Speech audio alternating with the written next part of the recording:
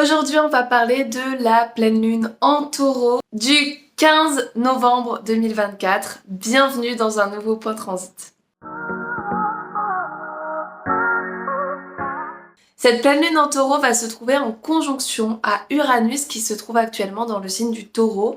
Donc la lune va se mettre collée à Uranus et en opposition au soleil. Une pleine lune, c'est toujours un moment de bilan, c'est le moment où on va se poser pour réfléchir un petit peu à ce qu'on a accompli durant les 6 derniers mois depuis la nouvelle lune dans le signe du taureau, donc qui a eu lieu à peu près en mai 2024. Qu'est-ce que nous disent les signes du taureau et du scorpion? Ils vont nous parler de possession, ils vont nous parler d'argent, mais ils vont aussi nous parler de notre rapport à nous-mêmes, notre rapport au corps, notre façon de vivre les choses. Il va nous parler de nos possessions, de notre façon d'être un peu possessif vis-à-vis de ce qu'on a, mais aussi de nos relations. Et au contraire, avec le signe du scorpion, plutôt notre capacité à lâcher les choses, à transformer des choses et à laisser tomber ce qui ne nous convient plus. Donc ici, il va être super important de regarder l'axe dans lequel se trouve cette pleine lune, donc l'axe des maisons qui se trouvent dans vos signes du scorpion et du taureau. Donc par exemple, pour les ascendants bélier et balance, c'est l'axe de 8 qui va être impacté. Pour les ascendants taureau et les ascendants scorpion, c'est l'axe 1-7 qui va être impacté, donc l'axe de nous-mêmes et de nos relations.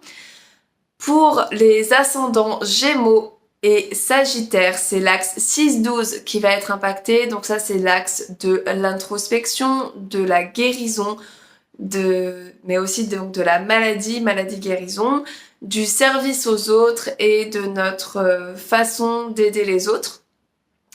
Si on est ascendant cancer et capricorne, c'est notre axe 11-5 qui va être impacté, donc l'axe de notre ego, mais aussi de notre rapport aux autres, de notre façon d'interagir avec les autres, de nos amitiés, de nos enfants, de nos loisirs et de tout ce qui nous met en joie, de tout ce pourquoi on a envie de s'investir.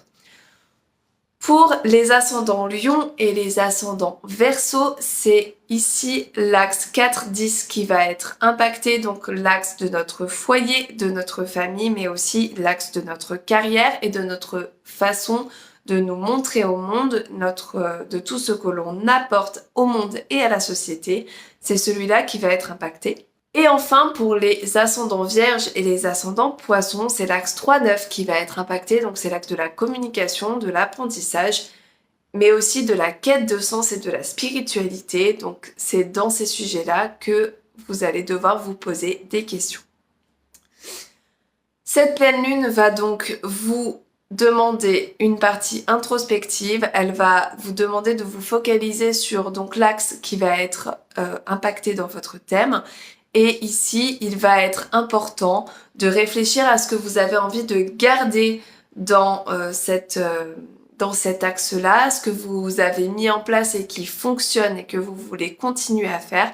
Et par contre, il va falloir réfléchir à ce que vous avez envie d'abandonner, à ce que vous avez envie de laisser derrière vous et à ce que vous avez envie de transformer grâce à l'énergie du scorpion.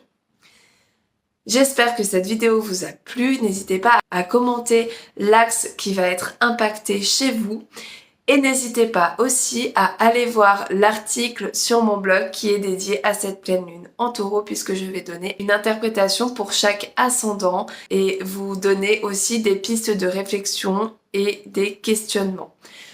À bientôt pour un nouveau point transit.